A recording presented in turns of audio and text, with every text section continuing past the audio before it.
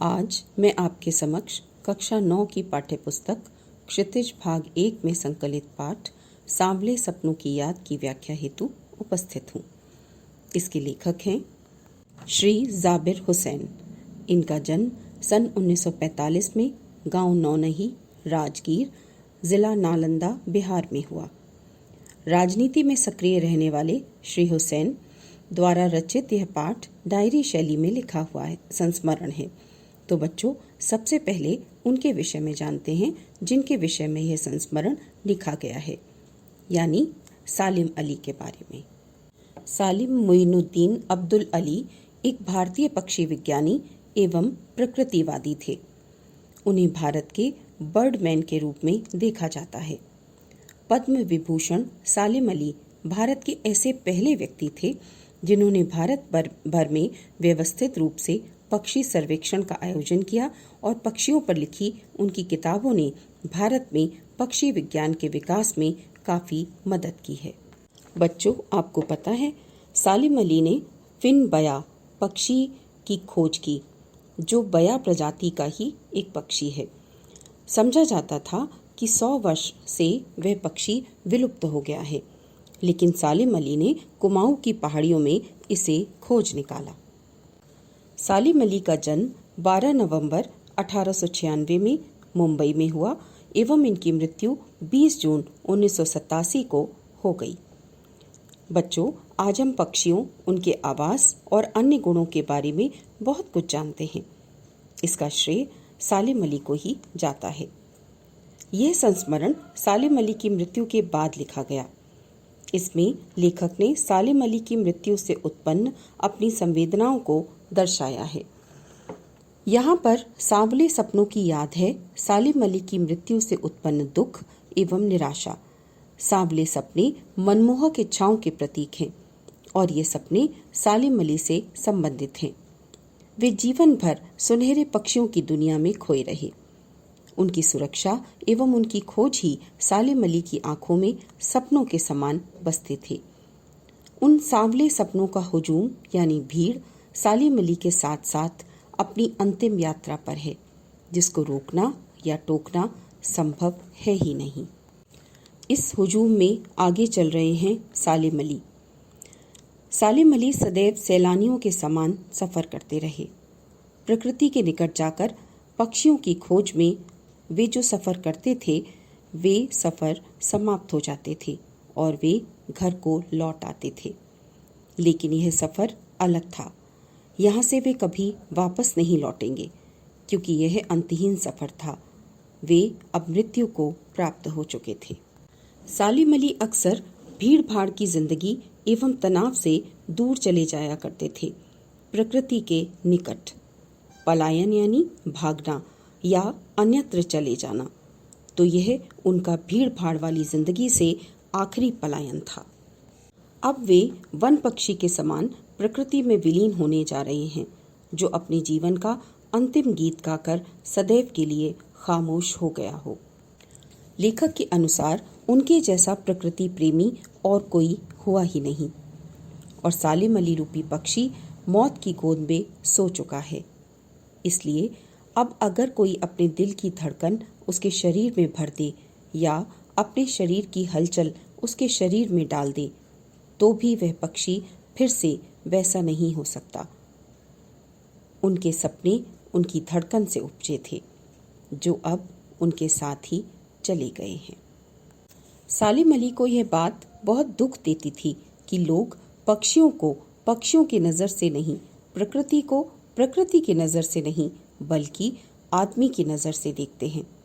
सालिम अली के पास पक्षियों को देखने के लिए पक्षी की नज़र थी और पक्षियों की आवाज़ का मधुर संगीत सुनकर सालिम अली के अंदर रोमांच का सोता यानी झरना फूटने लगता था। वे बहुत रोमांचित हो जाते थे। लेखक के अनुसार सालिम अली भावनाओं की दुनिया में जन्मे इंसान थे। लेखक ने वृंदावन का उल्लेख करते हुए कहा कि हम में से किसी ने श्री कृष्ण के बचपन की शरारतों को नहीं देखा। नहीं पता कि कब उन्होंने दिल की धड़कनों को तेज करने वाले अंदाज में बांसुरी बजाई थी और कब वृंदावन की पूरी दुनिया संगीतमय हो गई थी। हमें नहीं पता, लेकिन हजारों साल बाद आज भी यदि कोई वृंदावन जाता है तो श्री कृष्ण से जुड़ी घटनाएं याद हो आती हैं। लगता है जैसे आज भी वहां के कण कण में, कोने कोने में श्री कृष्ण के व्यक्तित्व की, उनकी लीलाओं की छाप है। और तब ऐसा लगता है जैसे भीड़ को चीरकर कृष्ण आएंगे और उनकी बांसुरी से लोगों के कदम थम जाएंगे। बच्चों, वृंदावन में एक निधि वन है जहां सूरज ढलने से पहले माली सैलानियों को बाहर निकलने की हिदायत देता है। ऐसा विश्वास है कि दिन ढलने के बाद श्री कृष्ण वहां आते हैं। लेखक ने उसी का उल्लेख करते हुए कहा कि उस समय ऐसा लगता है कि जैसे संगीत का जादू पूरे निधि वन में व्याप्त हो जाएगा, क्योंकि वृंदावन तो कभी श्री कृष्ण की बांसुरी के जादू से मुक्त हुआ ही नहीं और हो भी नहीं सकता। बच्चों, लेखक ने सालिम अली को मिथक कहा। मिथक यानी मिथ, यानी काल्पनिक। क्यों?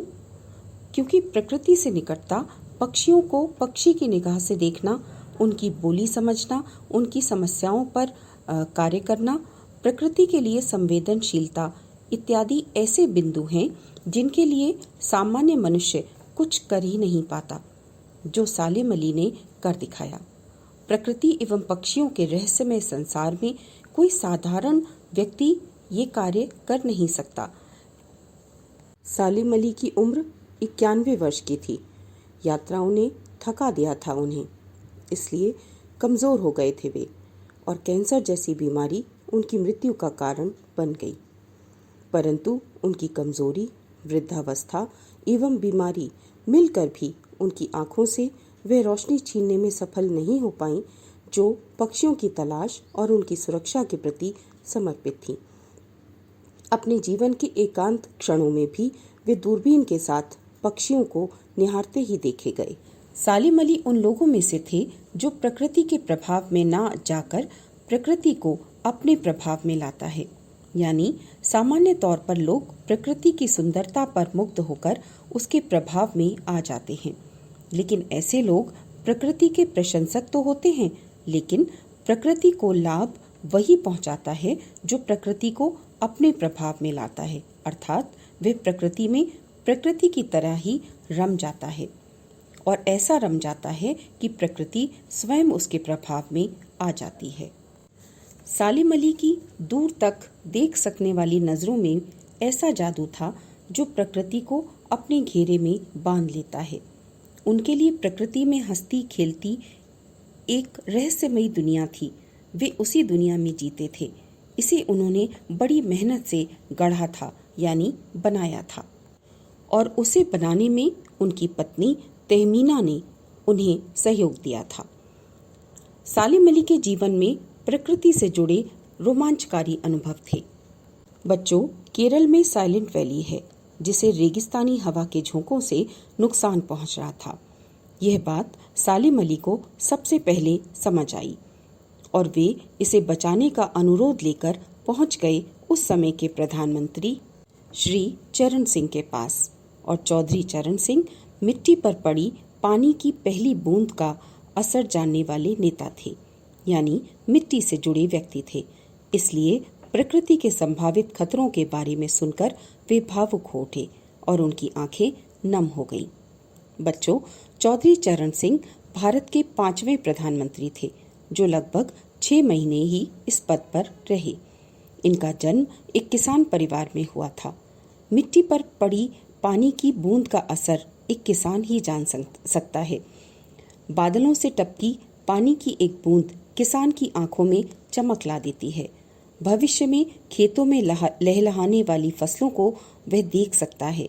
इसीलिए लेखक ने आगे कहा कि आज चौधरी साहब एवं सालिम अली दोनों ही नहीं हैं।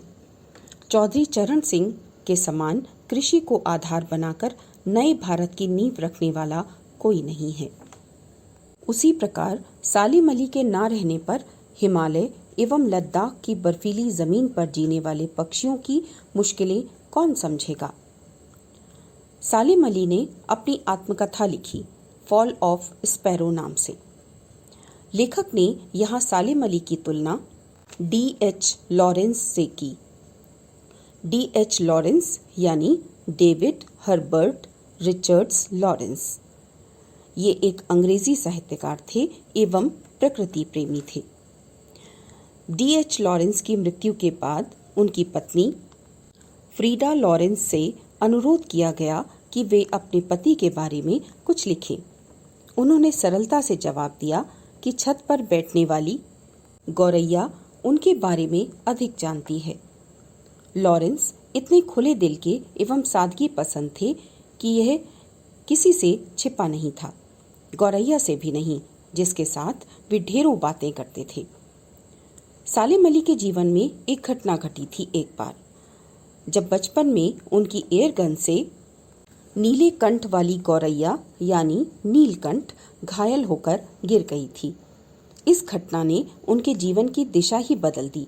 पक्षियों के बारे में उनकी खोज तभी से आरंभ हुई और वे भी लॉरेंस की तरह नैसर्गिक जिंदगी यानी स्वाभाविक जिंदगी के प्रतिरूप बन गए। सालिम अली ने टापू बनने की बजाय अथाह सागर बनना पसंद किया। टापू यानी आइलैंड, जो कि सीमित, छोटा एवं अलग थलग होता है, जबकि सागर गहरा, विस्तृत एवं अथाह होता है।